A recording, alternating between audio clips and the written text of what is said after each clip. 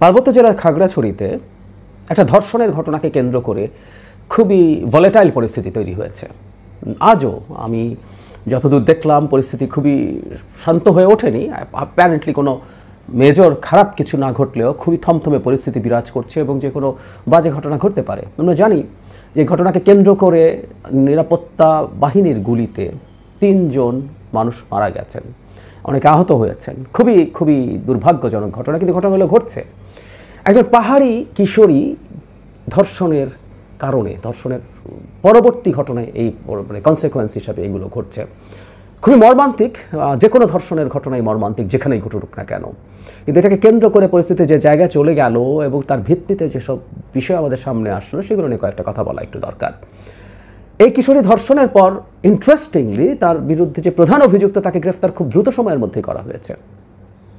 সেই গ্রেফতার হওয়ার পরও একটা সংগঠন যুগ্ম ছাত্র জনতা তারা নানা রকম কর্মসূচি পালন করেছে, তারা অবরোধ দিয়েছেন, তারা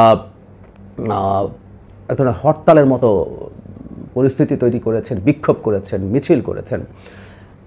আমি বুঝি মানে একজন কিশোরীর ধর্ষিত হওয়ার ঘটনা কতটা ইমোশনালি আঘাত করতে পারে, কিন্তু আসলে এখানে এমন জটিল একটা পরিস্থিতি তৈরি হয়েছে যে এখানে আসলে ঠিক এটা একটা স্বতঃস্ফূর্ত প্রতিবাদ নাকি এর মধ্যে পরিকল্পিত কোনো অস্থিরতা তৈরির চেষ্টা আছে, সেই জিনিসটা আমাদের একটু মাথায় রাখতে হবে। এটা খুবই জরুরি।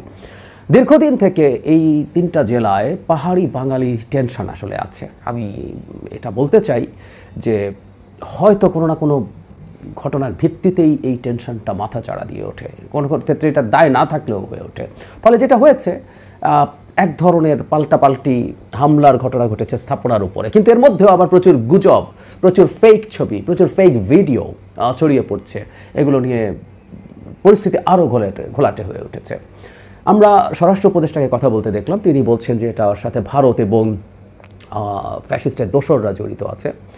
আমি মনে করি থাকতেই পারে। বাংলাদেশে যেখানে যেখানে কোনো একটা কেওস তৈরির সম্ভাবনা আছে এবং এই কেওসটাকে আরও বেশি খারাপ করে তোলার সম্ভাবনা আছে, সেখানে আওয়ামী লীগ এবং তার টাকা কাজ করবে, সেখানেই ভারত কাজ করবে। এটা নিয়ে আমার কোনো ন্যূনতম কোনো দ্বিধার কিছু নেই। আর পাহাড়ে আমাদের আগে যখন ইনসার্জেন্সি ছিল তখন ভারত প্রত্যক্ষভাবে সেটায় মদত দিয়েছে, এগুলো আমাদের জানা তথ্য। সুতরাং ভারত এখনকার প্রেক্ষাপটে বাংলাদেশকে চাপে রাখার জন্য এমন কিছু করবে না, এটা আমি মনে করি না। করতেই পারে, কিন্তু যেটা জরুরি প্রশ্ন, সরকারের এই কাজগুলো আসলে অনেক আগে থেকে বুঝে প্রিয়াম্পটিভ স্টেপস নেওয়া দরকার।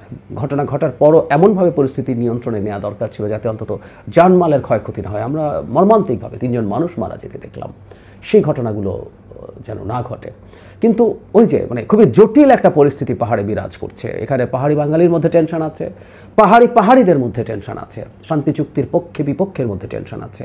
রীতিমতো একটা কুকি, এখানে আবার কিছুদিন আগে এটা নিয়ে অনেক আলাপ হয়েছে যে একটা কুকি চিনজু গোষ্ঠী, তারা রীতিমতো মিয়ানমার, বাংলাদেশ এবং ভারতের একটা অংশ নিয়ে আলাদা স্টেট করতে চায়। নানান রকম সংকট আসলে এখানে চলছে এবং এগুলো মূলত রাজনৈতিক সংকট, কোনো সন্দেহ নেই। কিন্তু এখানে সামরিক বাহিনীর প্রেজেন্স নিয়ে প্রতিবার যখন এখানে সংকট হয়, সামরিক বাহিনীর প্রেজেন্স নিয়ে প্রশ্ন তোলা হয়। মূলত পাহাড়িরা এবং কিছু বাঙালিও, যেখানে না থাকা বাঙালিরা অনেকেই সেনাবাহিনী প্রত্যাহারের আলাপ তোলেন, ক্যান্টনমেন্টের বাইরে কোনো সেনাবাহিনী থাকবে ইত্যাদি ইত্যাদি। এখন পাহাড়ে যে পরিস্থিতি তৈরি হয়েছে, পাহাড়ের যে কোনোভাবেই হোক একটা বিভৎস অবিশ্বাসের পরিস্থিতি তৈরি হয়েছে। পাহাড়ে কি ধর্ষণ অনেক বেশি হয়? আমি কিছু ডেটা ঘাটাঘাটি করে দেখলাম আমাদের সমতলের চাইতে ওখানকার রেশিও ধর্ষণের অভিযোগ বা মামলার সংখ্যা আনুপাতিকভাবে কম, এবং সেখানে বাঙালি পাহাড়ি প্রায় কাছাকাছি সংখ্যক, কিন্তু সেখানে ধর্ষণের সংখ্যার ক্ষেত্রে বাঙালিদের সংখ্যাই বেশি। এমন না যে পাহাড়িদের সংখ্যা সেখানে অনেক বেশি আছে, না। হত্যাকাণ্ডের সংখ্যা বা অন্যান্য অপরাধও অনেক বেশি না, কিন্তু যেটাই ঘটুক না কেন সেখানে আসলে এটা এক ধরনের রং চড়ানোর চেষ্টা করা হয় সাম্প্রদায়িক। এখানে সম্প্রদায় বলতে জাতিগোষ্ঠীগত, ধর্মীয় না, পাহাড়ি বনাম বাঙালি ফ্রেমিংয়ের চেষ্টা করা হয়। এবং বহু জায়গায় সে কার্যত আমাদের সরকারের কতটুকু নিয়ন্ত্রণ আছে সব প্রশ্ন আছে, কারণ ওখানে এখনও হরদম অপহরণ চলছে, মুক্তিপণ আদায় চলছে। আমি অনেকে হয়তো জানেন, আমি জন্মেছি বড় হয়েছি রাঙামাটি জেলায়। আমরা খুব ছোটোবেলায় যখন শান্তি বাহিনীর প্রকোপ ছিল তখন এই অপহরণের ঘটনার কথা শুনতাম। দীর্ঘদিন এগুলো বন্ধ ছিল, এগুলো আবার চালু হয়েছে। সুতরাং এই ভোলাটাইল প্রেক্ষাপটে সেনাবাহিনী এখান থেকে প্রত্যাহার করার কোনো প্রশ্নই আসে না, এটা ফুল স্টপ, এরপর আর কোনো আলোচনা নেই। কিন্তু এটাও জরুরি কথা, সেনাবাহিনী যখন অপারেট করছেন, সেনাবাহিনীর দিক থেকে কোনো মাত্রাতিরিক্ত বল প্রয়োগ কিংবা মানবাধিকার লঙ্ঘনের মতো কোনো ঘটনা ঘটছে কিনা সেটা খুব সিরিয়াস সার্ভেলেন্সের মধ্যে রাখা দরকার। আমি এটা বুঝতে প্রস্তুত আছি।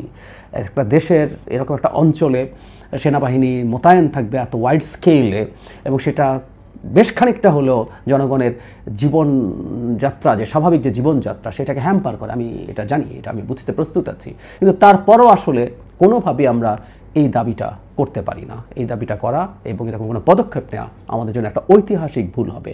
আমাদের পাহাড়ি এলাকার একটা বিরাট অংশের সীমানা, ভারত এবং মিয়ানমারের সাথে বিরাট একটা অংশের সীমানা ওয়েল ডিমার্কেটেড না, ওয়েল ডিফেন্ডেড না।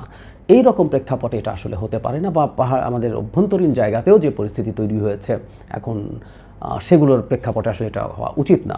খাগড়াছড়ির ঘটনা নিয়ে আমার মানে খুব স্পষ্ট করে আমি অনেক ঘাটাঘাটি করে দেখলাম যে কেন যুগ্ম ছাত্র জনতা এতটা, মানে প্রাথমিক যিনি অভিযুক্ত তাকে মুহূর্তের মধ্যে গ্রেফতার করার পরও এতটা তারা উত্তেজিত হয়ে ওঠে। এটা কি তাদের সেই পুরনো স্ট্রেস, যে পাহাড়ি বাঙালি যে সংঘাত, সেটাকে উস্কে দেয়া? সেটা যদি হয়ে থাকে সেটা খুবই ভয়ঙ্কর ব্যাপার।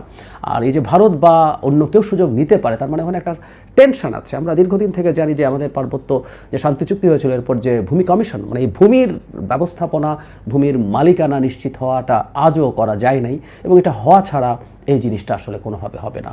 এর মধ্যে ফলে যেটা হয়েছে, পরস্পর প্রতি সন্দেহ অবিশ্বাস আছে। যেমন বাঙালি যারা ওখানে আছেন, যারা কয়েক প্রজন্ম ধরে আছেন এখন, তাদেরকে সেটলার বলা হচ্ছে। এই যে একটা দেশের মানুষ তার নিজের আর একটা ভূমিতে গিয়ে থেকেছেন, হ্যাঁ নিশ্চিতভাবেই এর মধ্যে পাহাড়িদের ওনারশিপে থাকা জমি আছে, সেগুলো আবারও বলছি ভূমি কমিশনের মাধ্যমে নিষ্পত্তি হওয়া দরকার। কিন্তু যে সেটলার বলা, তাদেরকে এখানে অবাঞ্ছিত বলার টেন্ডেন্সি, এগুলো প্রত্যেকটা আসলে পরিস্থিতিকে আরও বেশি ভোলাটাইল করে তুলবে। আমি মনে করি আসলে এই জাতি এখন বিদ্যমান প্রেক্ষাপটে বাঙালি পাহাড়িদের যে অবস্থা আছে, সেই সব কিছু আসলে রাজনৈতিকভাবে আলাপ আলোচনার মাধ্যমেই সমাধান হতে হবে। এর সামরিক সমাধান নেই।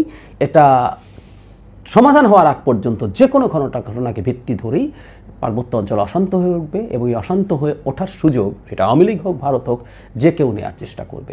তার আগে আবারও বলছি, আগেও বলেছি, কোনোভাবেই আমাদের এখানে একটা খুবই ভালো শান্তিপূর্ণ অবস্থা ফিরে আসার আগ পর্যন্ত সেনাবাহিনী সরানোর কথা কোনোভাবেই আমরা ভাবতে প্রস্তুত নই। সেনাবাহিনী তার দায়িত্ব নিয়ে ওখানে থাকবেন, মানবাধিকার রক্ষা করে থাকবেন, তার মাত্রাতিরিক্ত বল প্রয়োগ করা থেকে দূরে থাকবেন। এই ঘটনাগুলো নিশ্চিত করে এটা ঘটতেই হবে।